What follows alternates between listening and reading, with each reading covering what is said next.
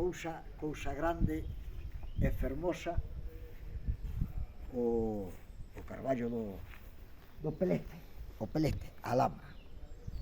O que a maioría de vos sabedes que oístes falar do Pelete, da festa do viño. Falaremos deso, de por que hai unha festa do viño aquí, sí. Porque esta non é unha zona de viticultura, non hai viñedos, pero fanse unha festa do viño. Mirad, lendas relacionadas con carballos, hai moitas, pero esta ten unha singularidade. Mirad, por aquí dicen que alá sobre o ano 1600, a ver se, a mellor, depois xa pondrei un detalle de sonidos rurales, mirades? Vale.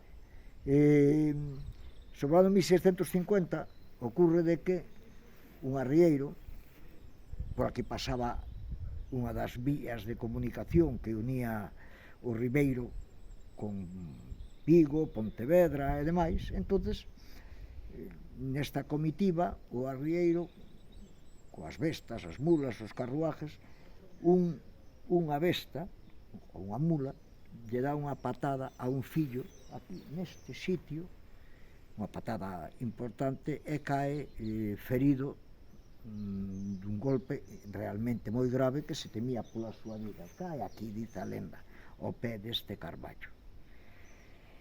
Este arrieiro dice que pídelle, porque aquí, mirad, ao lado está a igrexa, a capela dos Remedios. Sí.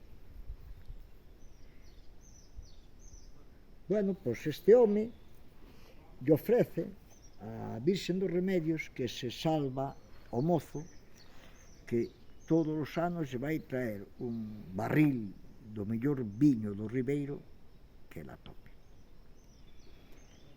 Bueno, se produce, este rapaz se recupera e ese arrieiro cumpre a palabra de traer viño, ofrecerlle ese barril de viño a Virxen dos Remedios. De aí arranca a festa e a tradición, pero tamén dese barril, o primer xerro de viño que se sacaba, se tiraba ao pé da árbore.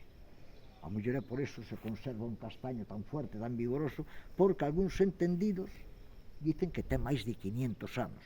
A verdad é colosal, porque os que non coñezades, mirade cuánta xente faría falta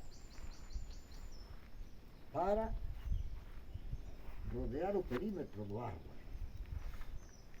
Isto casi sintes unha enerxía aquí, unha enerxía sagrada. Bueno, eso é un pouquiño da lenda do carballo do Pelete e tamén de onde ven a tradición da festa do viño que se celebre aquí todos os anos.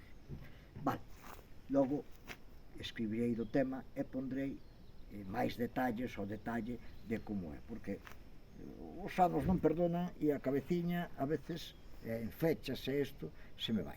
Pero aí quedou o conto. Despois buscade na páxina, que escribirei pronto dele. Hasta despois.